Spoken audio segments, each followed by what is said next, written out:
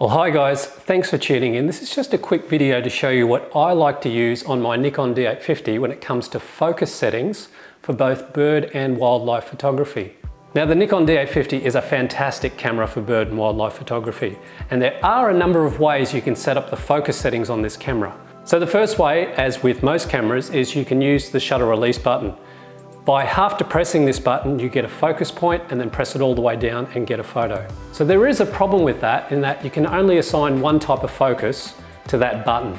Now that's okay, however with the D850 you can set it up so you have a whole bunch of focus settings at your fingertips ready to fire off shots. By using both back buttons and the front buttons, I assign focus settings for different situations. Let me tell you what I mean. So first things first, let's get into the menu. We need to turn that shutter activation of the focus off.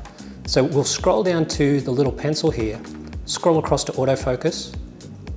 Then what we'll do is we scroll down to AF activation. At the moment it's saying on, we need to turn that off. So just come down to AF only, so it's AF on only, and then hit disable. We've now turned it off. So that shutter button will now only be for taking photos only, not for autofocus.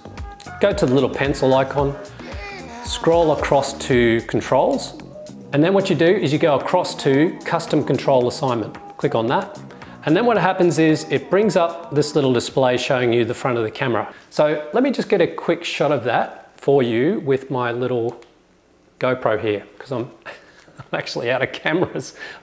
Just looking down here, you can see that little button in there. So I assigned the single shot focus mode. Let's do that first.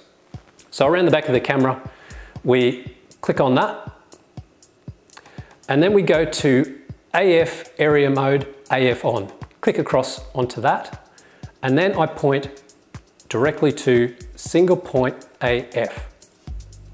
Now, single point AF is really good for stationary animals or birds that are just sitting on a rock or on a limb, and it works really well. You just put your little cursor right over top of the bird's face and fire away. Now, however, with that, you then need to have a couple of other different focal settings. And the great thing about the Nikon D850, it allows you to do that at your thumb tip. So let's get into that. Let's scroll down to the back of the camera. So if we scroll down here, and we come to your little selector button or your little joystick here, and that actually allows you to assign a focus setting. Click on that, and then it'll tell you that you want to set it to focus point selection. So select on that, then scroll down another one, come down here to the bottom left corner, and then click on that. And once again, click on AF area mode and AF on. And then what I like to do with this one is I assign dynamic area AF 25 point. Now, this is really good in terms of if you want a compositional shot where you want, say, the foreground out of focus, the background out of focus, but you want a bird in focus in the middle. This is the setting that I use for those types of shots. There are some downsides to that, however. If you're slow and you're filming the bird flying along and it flies just out of that 25 point range, that will then focus on the background. And these particular shots that I'm showing you here now, the focus has ended up going onto the sea in the background. So the 25 point autofocus is only good for certain situations. Let me show you the one that I do use about 80% of the time. Come back around to the back here. We'll go back to our selection, scroll up, and go on to the AF on button. And we're going to assign a focus selection for that. So click on that. Once again, AF area mode plus AF on, scroll across. And then what I like to do is I set this button for group area AF. Now, group area AF is fantastic. It's only been recently introduced to the Nikon range of cameras. It is remarkable for birds in flight. It will latch onto them, and it doesn't matter how much of a background is happening. You could have a high contrast background or a background that actually blends in with the bird, and you'll still get that bird bang smack in focus. It is a fantastic setting. So with the group area autofocus setting, it really is set up in a way where the algorithm picks the closest subject to you and it focuses on it. It grabs hold of it. As long as you've got your finger down on that button and you're following your subject, it grabs onto it and it just follows it. It is perfect for shooting birds.